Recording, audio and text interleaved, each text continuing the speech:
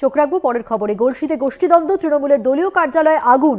তৃণমূল কার্যালয়ের পাশের এক দোকানে আগুন লাগানোর অভিযোগ তৃণমূলের অপর এক গোষ্ঠীর বিরুদ্ধে। ঠিক কিভাবে আগুন লেগেছে তদন্তে গলসি থানার পুলিশ আর কি বলছে জানাবেন। আমাদের সঙ্গে রয়েছেন আমাদের প্রতিনিধি আব্বাস আলী। আব্বাস, কি খবর রয়েছে পুলিশ সূত্রে? পুলিশ সূত্রে খবর, যে আগুন লাগিয়েছে তার খোঁজ চালাচ্ছে গলসি থানা পুলিশ।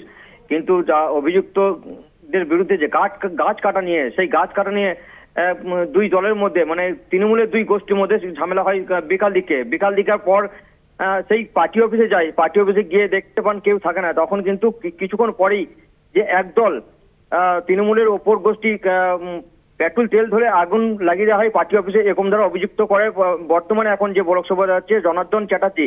তিনি এই অভিযোগ করেছেন যে গাছ কাটার জন্য তিনি একটা লিখিত অভিযোগ করেছে বন দপ্তরে এবং থানাতে এবং বিডিও অফিসে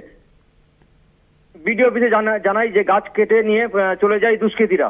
কিন্তু পরবর্তীকালে আমরা জানতে পারি যে আর এক গোষ্ঠীর মধ্যে যারা গাছ কেটেছে তারা বলছে না, আমরা গাছ কাটিনি, গাছটা রাস্তার মধ্যে থাকায় আমরা অসুবিধা হয়, সেই জন্যই গাছ কাটা হয়। কিন্তু এই গাছ কাটা নিয়ে শাসক দলের এক দল যে গাছ কেটেছে তাকে কিন্তু মারধর করে অভিযোগ করছে এই কার্যকরী সভাপতি জাকির হোসেন। তিনি এই অভিযোগ করছেন। কিন্তু অপর দিক থেকে এই ধরনের ঘটনায় কিন্তু নিন্দার ঝড় তুলেছে বিরোধী দল সিপিএম, বিজেপি।